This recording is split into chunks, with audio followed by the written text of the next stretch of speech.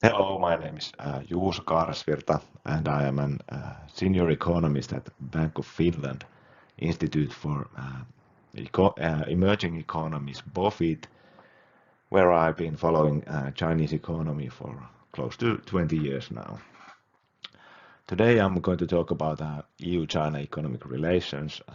We are in particular focusing on trade and investment. And I'm going to show you some graphs. Like we economists love to watch some graphs, and maybe they will give you some overview of what's going on there. This my These are my views, not necessarily the views of the Bank of Finland. Just to something you have to keep in mind when you listening this short lecture. So I've divided this lecture into two parts. First, I'm going to talk about trade between China and EU, and then I'm going to focus on investment, not on like financial flows, but more of these foreign direct investment flows, which mean that it's made by the companies and they are like buying other companies from uh, or or setting up a new factory or something like that. So first, trade. Today, EU and China are one of the largest economies in the world, together with the United States. And it's no wonder that all these three economies are also the largest traders in the world. In the graphs, you can see the shares of each economy of global trade. On the left-hand side, you have shares from the exports, and on the right-hand side, you have the shares of the imports. And this includes also the service sector, which is sometimes omitted um, uh, for most of these economies. For extra EU trade, it's not there, but you can see its meaning from its share of the goods trade. Like you can see that from the graph that actually China is the largest exporter nowadays. It covers something about 12% of all the exports of the world, including these services. And in the imports, it's third largest, with share of about 10%. Extra EU trade is something about the second largest in both exports and imports, while in the US is the largest importer currently and only the third largest exporter. If you look at the trends in the graphs, you can see that EU's share has been fairly constant. There has been not many changes during the past 20 years. Maybe it has gone a little bit smaller, but in the essence, it's quite stable. But if you look at the China's share, the pink line, you can see that it has been growing for 20 years quite rapidly. And this is due to China's domestic policies. China decided already in the 90s that it will open its economy for foreign investors and for trade. And in December 2001, it became member of WTO, the World Trade Organization, helping this or making some kind of cornerstone in this opening up.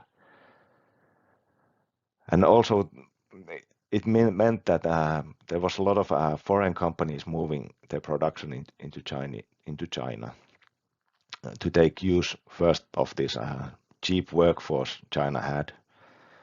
But nowadays, it's not anymore that much about cheap labor force. It's much more about China's domestic economy. Foreign companies go to China to serve its huge domestic market.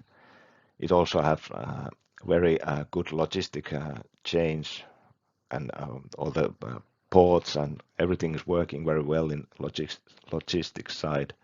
There are a lot of subcontractors, so many the full value chain might be in China. It's not just parts of it anymore.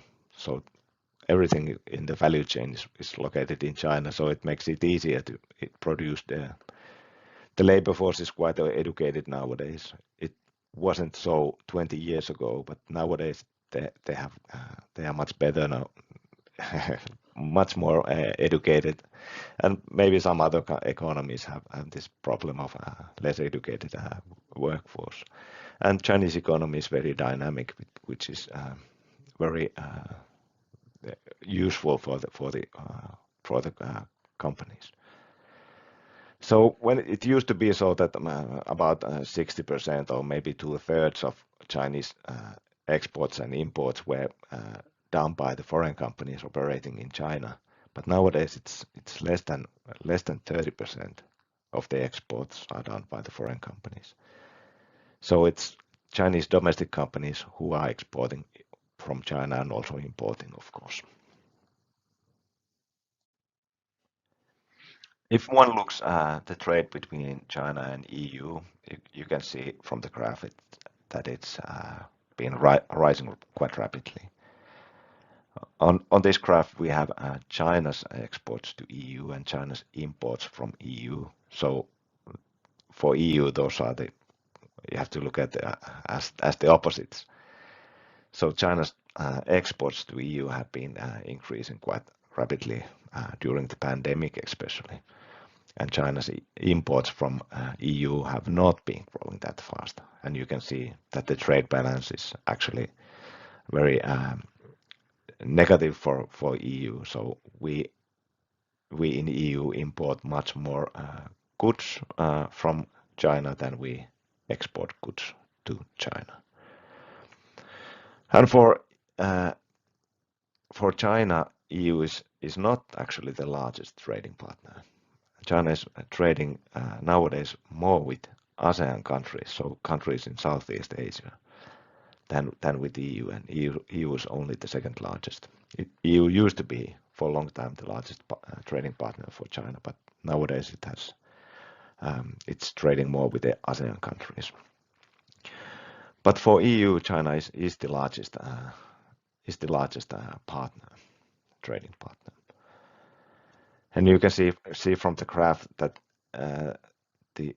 the exports and imports, they were growing quite at the same pace for a long time between the economies, but during this COVID pandemic, we imported a lot of goods from China, and our trade surplus or our trade deficit grew between China and EU. So China produces a lot of goods we needed during this pandemic. So all the masks,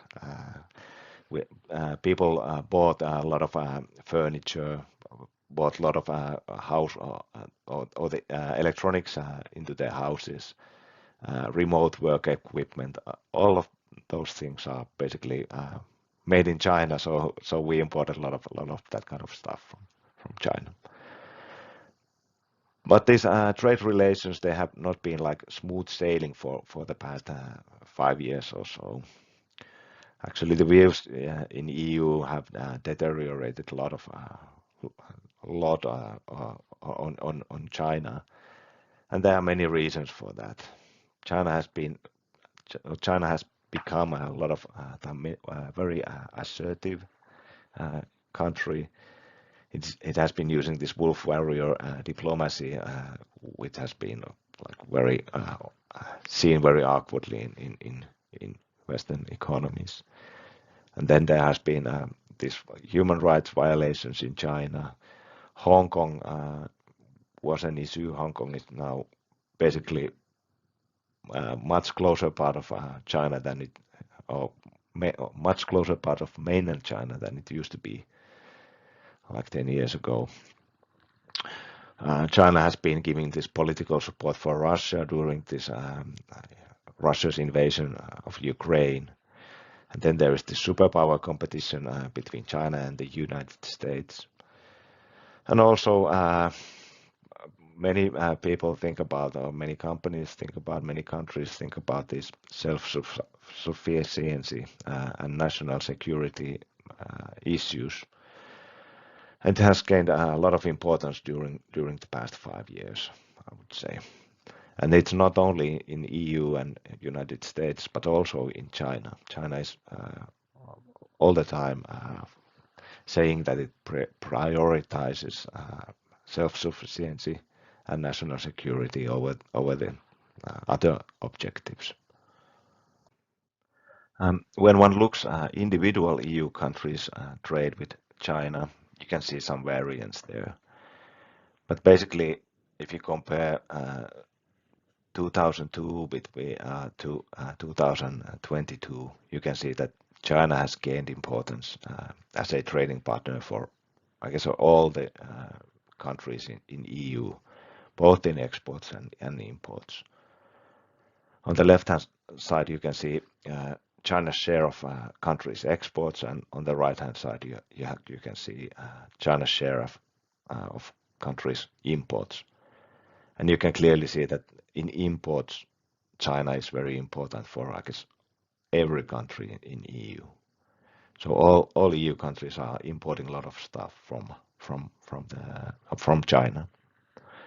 On export side, it's there's more variance.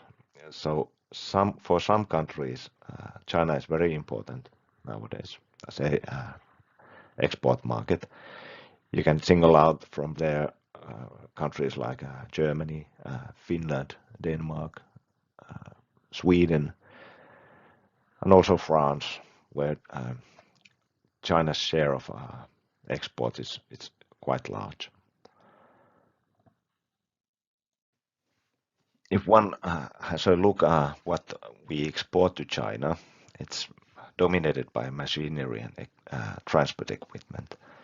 So all of EU's goods exports to China were something about 230 billion euros in 2002, almost 10 times more than we used to trade 20 years ago. So you can see from the graphs shares of EU's exports to China in 2022 by product. You can see from the graph that over half of our exports to China were machinery and transport equipment.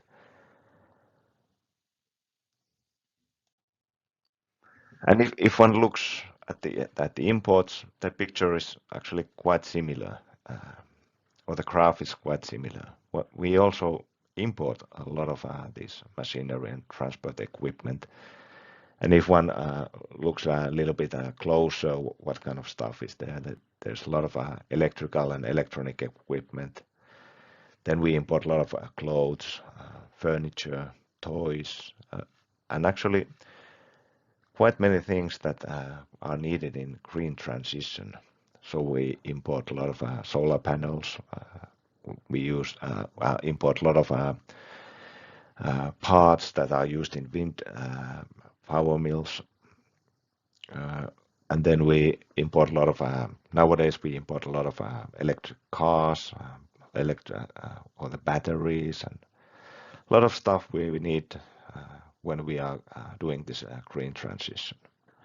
So altogether, EU's imports from China in 2022 were about 630 billion euros. That's a lot of money, of course. And then the investment side. Like I said before, foreign direct investment started to flow in China already in mid-1990s, when China opened its markets for foreign investment. And it gathered a lot of pace from the WTO accession in 2001.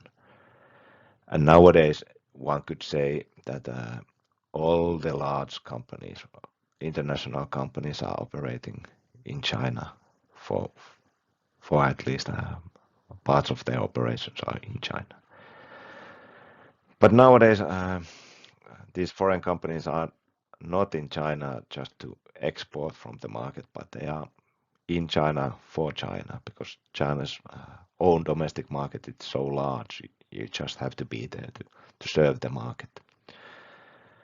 Actually, China has stopped to report FDI flows by country, so there's no good data on that anymore, because for some reason they have stopped to produce the data.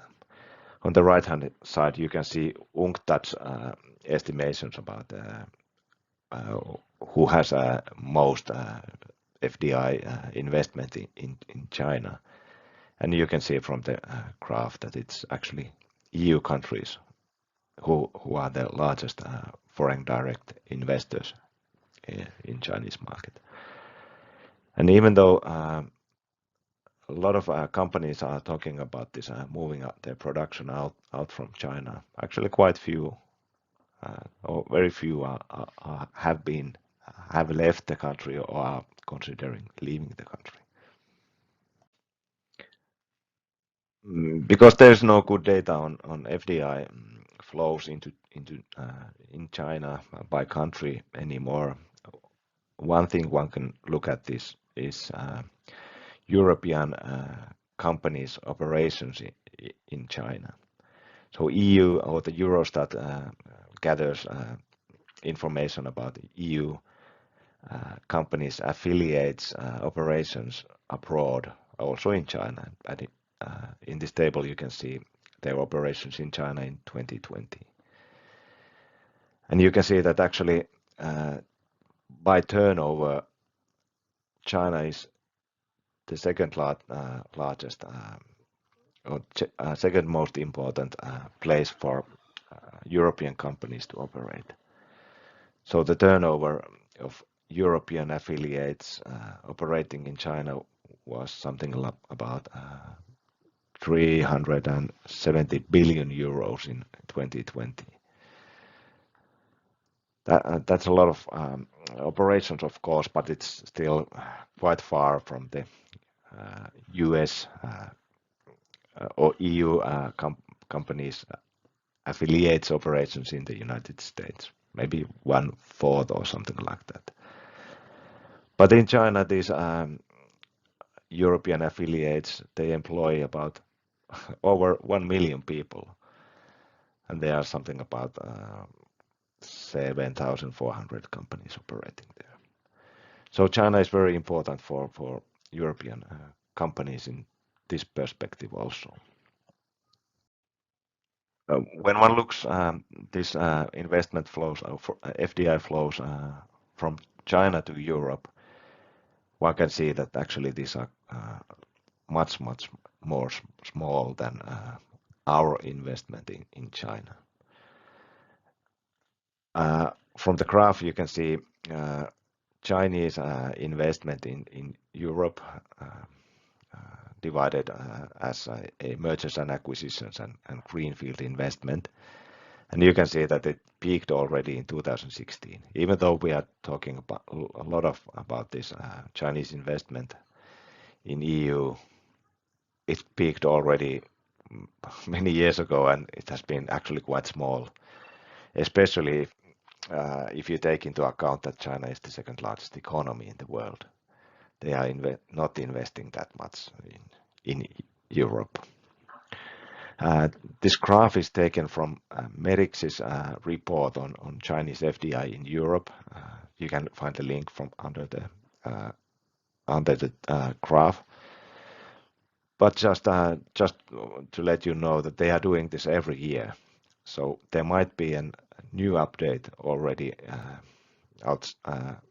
published when you are listening to this lecture. So according to the Eurostat, Chinese FDI stock in EU is something about 70 billion euros, and that's actually very small. If you compare it, for example, Russian FDI stock, it's more than double the size of the Chinese FDI stock, or even South Africa is much more larger investor in Europe than China.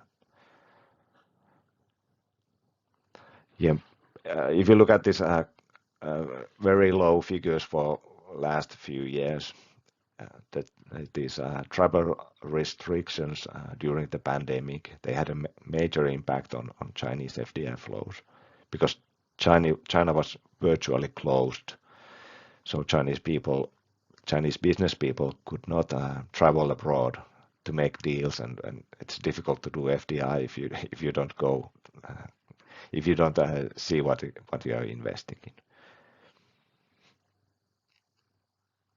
And also, EU has increased its investment screening, so all the some of the flows, investment flows that are coming here are screened,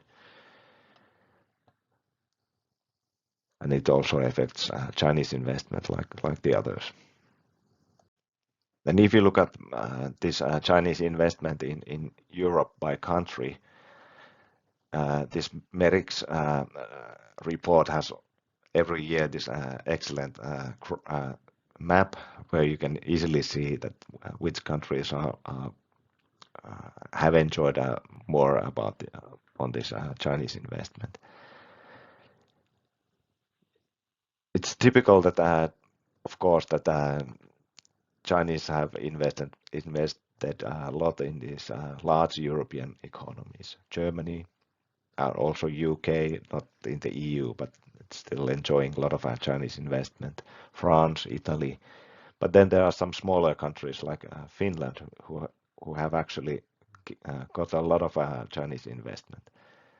But the case of Finland, it's basically there has been too large investment in Chinese companies, so by Chinese companies. So Chinese have bought Supercell, which is like making these video games. It was many billions of dollars and euros, and then the Chinese bought also this Amer Sports, which was also a huge big deal.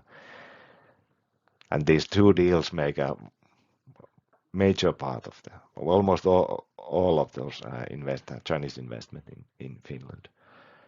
So it's quite typical that in these small countries, maybe one or two investment can make big numbers, even though they are might not be the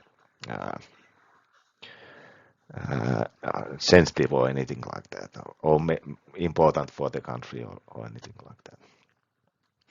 But if you look at the sectors China has been investing in Europe, especially in Europe, it's about technology, logistics, brands, usually consumer brands, automobiles, some energy sector. But this is quite different if you look at, for example, China's investment in Africa. It's more about, much more about resources. But in Europe, it's more about this technology, brands, logistics, and such stuff. And lately, China has announced, Chinese companies have announced a lot of greenfield projects in Europe. Many of them have been have something to do with, or are focused on building a battery factories here in Europe, also in Finland. Okay, thank you. I'll stop here. You can find more information about Chinese economy and also Russian economy from our website if you're interested. Thank you.